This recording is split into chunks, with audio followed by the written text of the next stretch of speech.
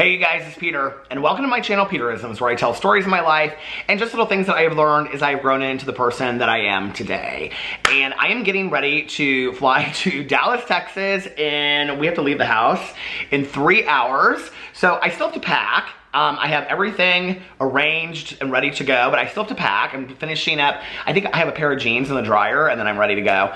And so I'm trying to get all my videos done that I wanted to get done for Thursday, which is today. And then I'm gonna try to pre-film some videos for this channel. But I just wanna say that if over the next 2 days you don't see me on this channel, I will be back, okay? Nothing's wrong. It's just that I didn't get a lot of videos pre-filmed, and we're not gonna just be sitting around her hotel room for me to film videos because we have a wedding that we're going to. We're going to a wedding on Valentine's Day. I think that's really exciting and kind of very romantical.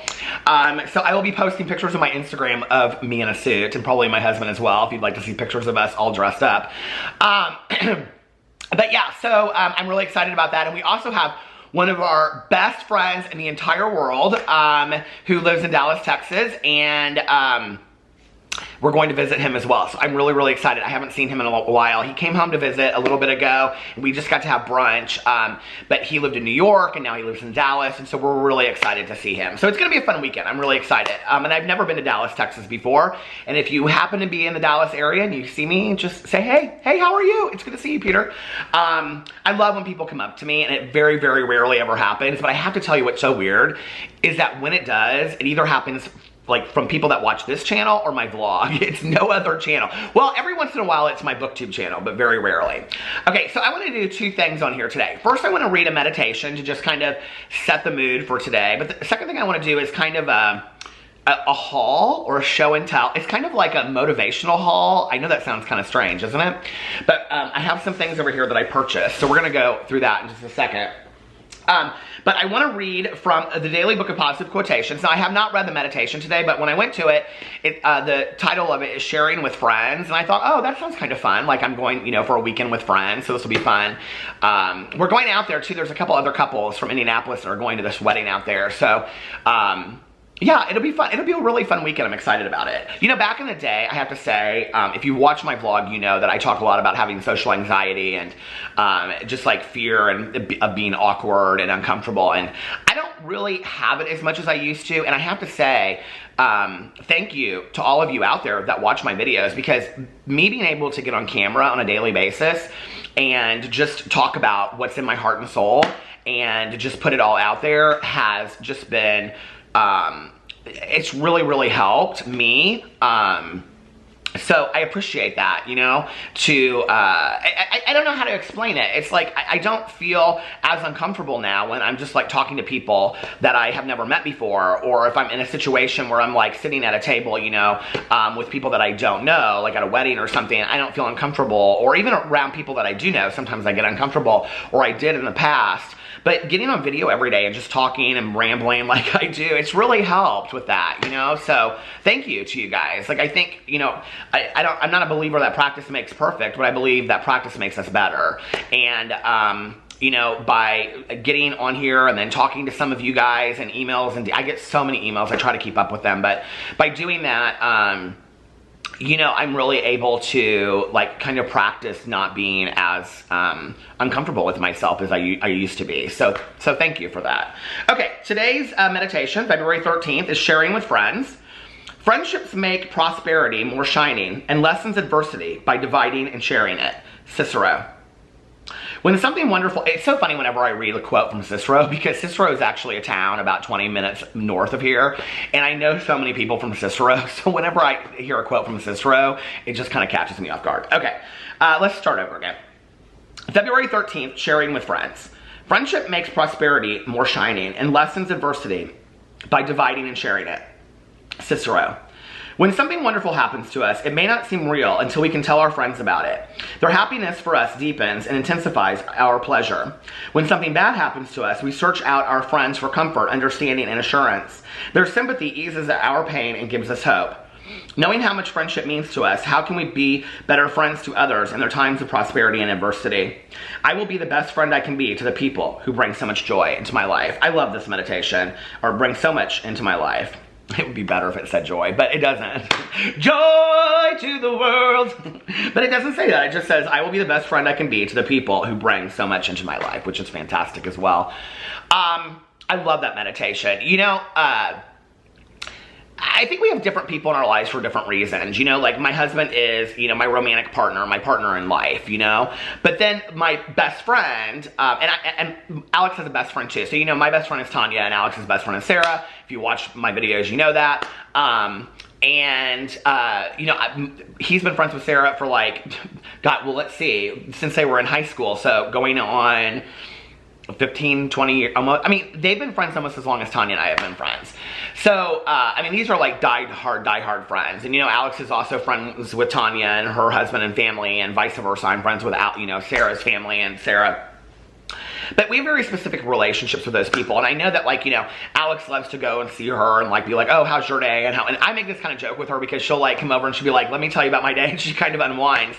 Well, it's very similar to what Tanya and I do. You know, I'll go get Tanya and we'll pick her up for a fountain pop. And, you know, we drive around and, you know, she'll say, God, I feel like I haven't talked to you in 3 days. And she'll, like, run through everything that's happened. And I'll run through everything that's happened. And, you know, I'm so excited to tell her when something good has happened. And I'm so excited to tell her, you know, when something bad has happened. No, but, like, to, like, run something by her and be like, what do you think about this, you know? And, you know, she's my hearthstone. She really, really is, in a way that's different than how my husband is, because my husband is just, like, right by my side through all of that, you know? And I think the other thing is, I don't know. I feel very blessed to have friends in my life that tell me what I need to hear, not what I want to hear.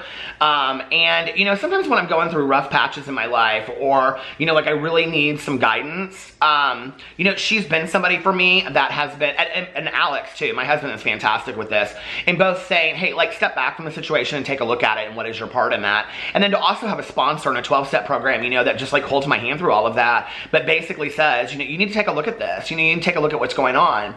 But they also get excited about, you know, my successes as well. And isn't that wonderful to have people to, you know, celebrate our successes with? I know there's people out there that watch my videos that don't have a lot of people in their lives. I don't think it takes a whole lot. You know, I don't think that we need to have 50 people. I think it can take like 1 or 2. And I have to tell you what's funny about this, okay? And I don't want to get really emotional. I keep on thinking about PP today. I don't know why. But, you know, I think about him every day, but today it's been, like, real deep. When I finished writing my book, PP, he sat on this little ottoman. Well, we had a different one then, but he sat on the ottoman, like, every day or every night, like, till 3 o'clock in the morning while I wrote the book. And I would take him outside to go potty, and then we would come back in and I would write a little bit more. Well, when I finished my book, like, I was done. And I knew I was going to be done that night because I had written the ending first. So when I got to the ending part, I knew, like, all I had to do was edit it. And so I got to the ending of it, and then I took him outside, and it was just like this amazing feel, like I had written a book. Like, it felt so surreal. I don't even know how to explain it. I didn't care about the publishing of it. I didn't care if I made 1 cent off of it. I had written a book. Like, I had achieved something that I had always wanted to do. Like, that was, if you had asked me at that point in my life, like, what is a bucket, and to this day, honestly, like, I don't really have that many bucket list dreams. I don't have that many things that I feel like I have to do before I die, or I haven't lived my life. But completing writing a book was one of them for me. Even if it just sat in a drawer and nothing ever happened to it, I just wanted to write a book and say that I had written a book, you know?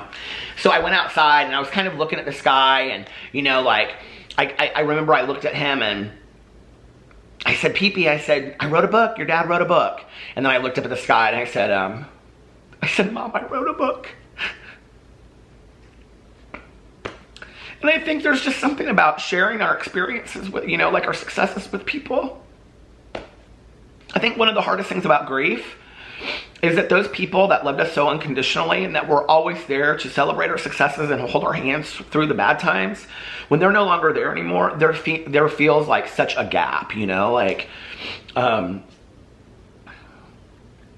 think that, like, just to go into this for a second, one of the hardest things about my mother's passing, or my aunt and uncles, but specifically my mom's, is that I really, really feel her loss at times when I can't pick up the phone and tell her something, you know, like just the Academy Awards, because she loved him so much, just to pick up the phone and call her and say something, you know, it's so hard, you know, the fact that she wasn't there for my wedding, and so many things, you know.